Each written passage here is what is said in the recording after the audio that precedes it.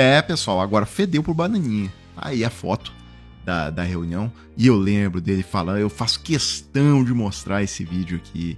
Ele falando, pra falar com o Trump tem que passar por mim. Quem controla Estados Unidos é Eduardo Bolsonaro e Paulo Figueiredo. Eu estou falando que aquilo que é estratégico, aquilo que sai do Brasil para chegar às autoridades aqui, obrigatoriamente passa por Eduardo Bolsonaro e Paulo Figueiredo. Qualquer tipo de opinião, qualquer tipo de conselho, qualquer tipo de tentativa de aproximação.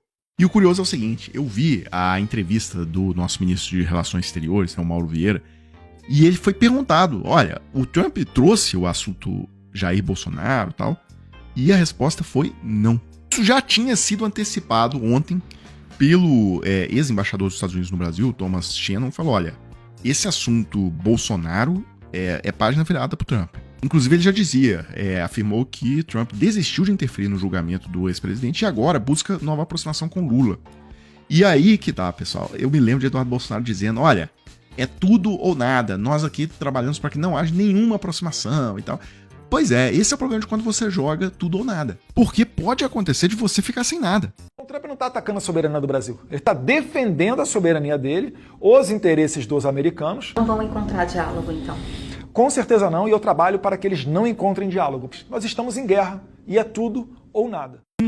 Aí fedeu, hein? Aí fedeu. Olha só, e você se lembra que na semana passada ele disse que não tem mais paz para viver, que a esposa dele tá completamente atordoada, aquele negócio do carro que ele achou que tava seguindo lá. Um americano parou o carro lá, eles deliraram, acharam que era agentes da PF do Xandão. Eles estão completamente... Ele não está dormindo, está tomando remédios para dormir, tudo mais. E falou que acabou a tranquilidade na vida dele e tudo. E aí eu fico pensando, imagina ele essa noite, pessoal. Agora. O momento que você tá assistindo...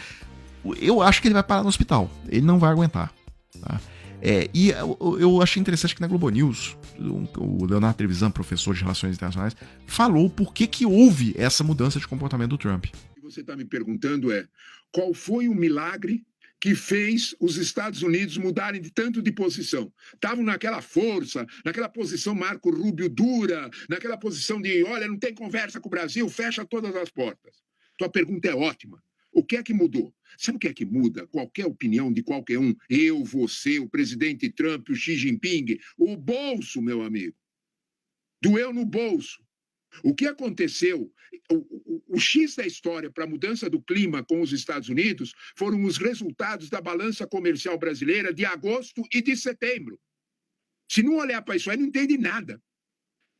A Câmara de Comércio americana foi muito ágil, muito esperta, de mandar imediatamente para lá os resultados. Que resultados foram esses? O Brasil, em agosto, a partir do tarifaço, vendeu 18,5% a menos para os Estados Unidos.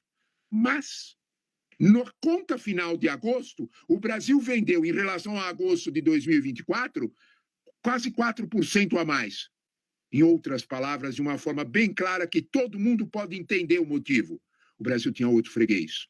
Se os Estados Unidos não queriam comprar, tinha quem queria comprar. A Ásia inteira, Egito, Filipinas, a China comprou toda a carne que os americanos não compraram.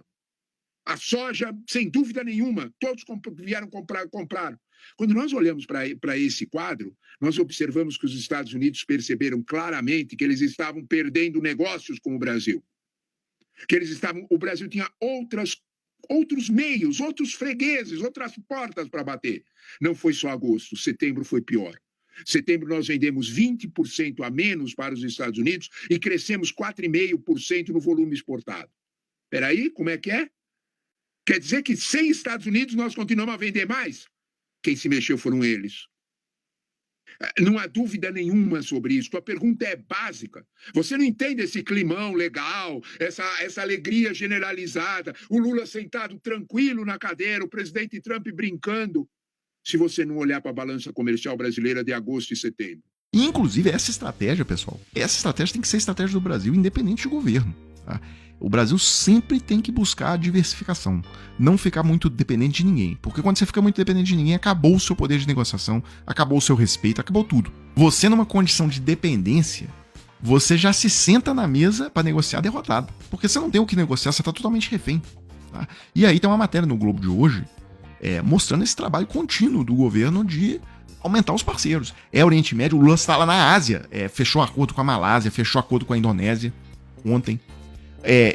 Tava aqui falando, União Europeia e Mercosul reduzirá a dependência de China e Estados Unidos, esse acordo, né, com a Europa. É isso, é tentar aumentar ao máximo todos os parceiros para em um momento em que você for sacaneado por alguém, como foi o caso agora com os Estados Unidos, você tem ali uma ampla rede para se sustentar. Bem, eu entrei agora, são 7h46 da manhã, eu entrei lá na rede dos dois patetas, tá? Silêncio absoluto, não falam nada. Eduardo Bolsonaro, inclusive, a última publicação é de 18 horas atrás. E prestem atenção, porque olha só, o normal seria eles daqui a pouco desdenharem do encontro, falar, não foi nada concreto anunciado e tal, mas tem a chance deles não fazerem isso. Por quê? Porque o Mauro Vieira disse, olha, já foi marcada uma reunião agora técnica para agora, à noite, é daqui 4 horas essa reunião. Então, pode ser que nessa reunião saia até um anúncio já de suspensão das tarifas, daquela tarifa de 40% extra. E tem a de 10% que é para todo mundo, e tem uma extra de 40%. Talvez essa extra de 40%, no melhor cenário, ela cairia até hoje, tá? Depois dessa reunião da área técnica. E aí vai ter o Bessent, secretário de Fazenda lá dos Estados Unidos, vai ter o Marco Rubio, vai ter o Mauro Vieira, vai ter representantes do Ministério da Fazenda do Brasil e tal. E aí eu acho que Paulo Figueiredo e Eduardo Bolsonaro vão ficar com medo de desdenhar da reunião e logo, minutos depois, sair ali que as tarifas foram suspensas. Agora, só pra fechar aqui, pessoal, o Eduardo, no fundo, ele sempre soube, tá? Por mais que ele arrote aí, mas naquelas mensagens com o Malafaia e com o pai, ali ele revelou tudo o que ele acha mesmo de verdade. Ali as máscaras caíram. E eu só queria relembrar com vocês que, assim, o Eduardo pede pressa e demonstra temor de que Trump vire as costas e passe para a próxima. Ou seja, isso aqui foi dia 20 de agosto que foi divulgado. Ou seja, mais de 2 meses atrás. E a mensagem, na verdade, se eu não me engano, era de julho. Tá? Porque isso aqui foi quando a PF divulgou as mensagens. Mas a troca da mensagem foi em julho. E Eduardo já dizia pro pai, olha, o pai estava preocupado, né, dessa história de pedir sanções contra o Brasil, que isso ia queimar o filme da família e tal. E aí o Eduardo diz o seguinte, olha pai, a opinião pública vai entender. E você tem tempo para reverter esse abalo na opinião pública, se for o caso. Você não vai ter tempo de reverter se o cara daqui, ou seja, o Trump, virar as costas para você. Aqui é tudo muito melindroso, qualquer coisinha afeta. E acrescentou, na situação de hoje você nem precisa se preocupar com cadeia, você não será preso. Mas tenho receio que por aqui as coisas mudem. Mesmo dentro da Casa Branca tem gente falando para o Trump. Ok, o Brasil já foi, vamos para a próxima. Bem, uma última coisa aqui, pessoal, pra gente fechar o vídeo. Hoje tem as eleições decisivas. A eleição de meio de mandato lá do Milei, tá? A eleição para eleger o Senado e a Câmara dos Deputados lá da Argentina. Uma situação curiosa, eu diria até esdrúxula aqui. Porque é o seguinte, se o Milei vencer, os Estados Unidos vão manter o apoio financeiro ao Milei. E eles já anunciaram que se o Milei perder, ou seja, se tiver uma vitória da esquerda hoje, que os Estados Unidos vão cortar o apoio. Se os Estados Unidos cortarem o apoio, a gente não vai explodir, tá? O câmbio, a inflação, vai ser assim, uma crise econômica devastadora.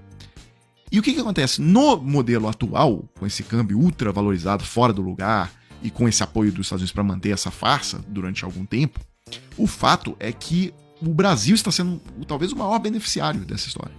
Porque o Brasil, o próprio Haddad falou isso no evento do BTG recentemente. Sérgio, para nós é ótimo que estão emprestando dinheiro para a Argentina, porque o dinheiro está vindo para cá.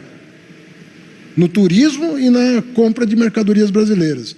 Então é uma eleição curiosa, porque a princípio eu torceria contra o Milei.